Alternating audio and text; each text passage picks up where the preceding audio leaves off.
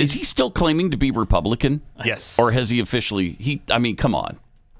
He crossed over a long time ago. Stop it. That's ridiculous. And did he call him a little man? Tiny man. A tiny man? Mm-hmm. 5'7" Adam Kinzinger weighing in. He's 5'7"? That's what I'm seeing on the internet. In New York City, a law allowing non-citizens to vote is now dead as the state's highest court shut it down. The New York Supreme Court shut that down? How'd that happen? Amazing. Donald Trump. I betcha.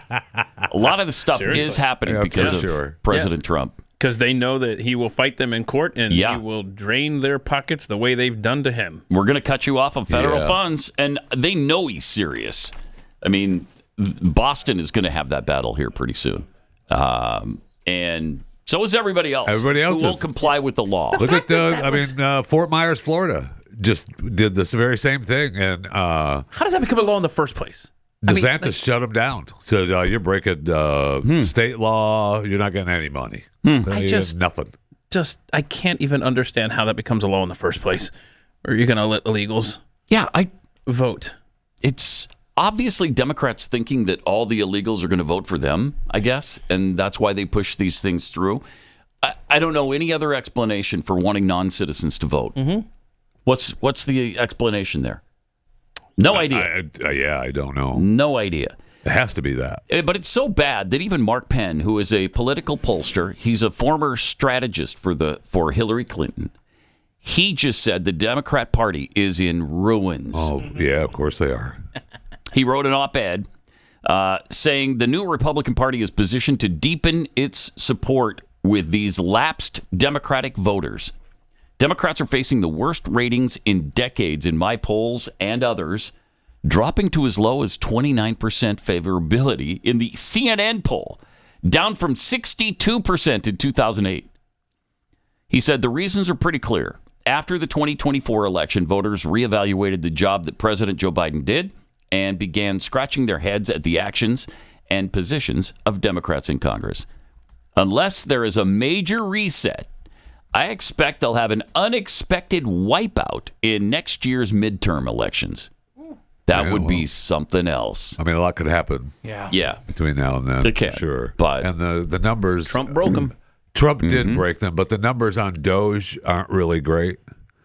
People like the idea of, obviously people like the idea of, the government spends way too much money and they waste money, but man, you just can't go in there and rip everything apart like Last that. I saw it was 44-27 and then some undecided in favor of Doge. Nice. Yeah, I don't what numbers are you talking about? I heard them read a poll this morning on one of the radio programs I listened to driving in. Okay. And those numbers were not that.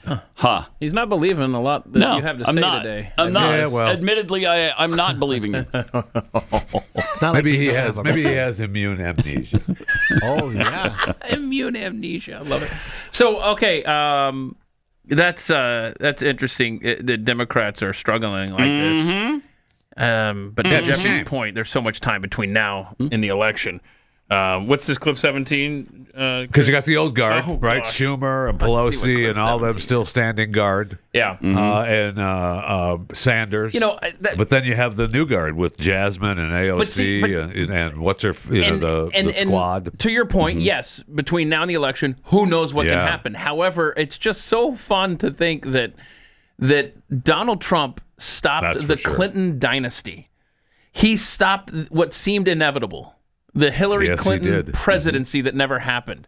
If anybody can buck the trend of an incumbent president losing Congress, which didn't happen the first time, but it would be this guy, Donald Trump. Yeah. So here's hoping that trajectory continues on their favorability ratings, because they have no direction and no leader, and I love it. What's this 17 clip? You want to see this? Adam Kinzinger? Oh my gosh! I love him. Yeah, he's great. So I just saw that Trump is threatening the January 6th committee again. Listen, this dude knows that this is the thing that embarrasses him. He won't admit it embarrasses him because he's trying to pretend like he didn't do anything.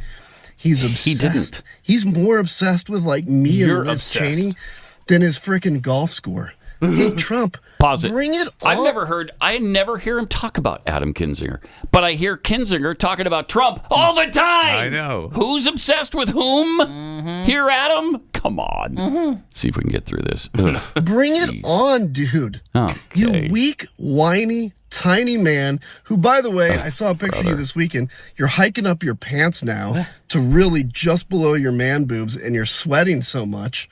Like, looking pretty bad there. But bring it, man. Obsessed. Like, stop with all the big mouth talking stuff. You're a grown man. You don't talk like one, but you're a grown man. Come on, dude. Bring it. Oh, my gosh. That is incredible. Wow. Oh, my goodness. What an amazing douchebag. No kidding. So obsessed. Oh, my gosh. It's like, call the Secret Service. This guy's not stable, and he's clearly obsessed with the president. Oh. And is he still claiming to be Republican? Yes. Or has he officially? I mean, come on. He crossed over a long time ago. Stop it. That's ridiculous. And did he call him a little man? Tiny man. A tiny man. Mm-hmm. 5'7" Adam Kinzinger weighing in. He's 5'7". That's what I'm seeing on the internet. I love that. I probably wouldn't. I mean, if you're trying to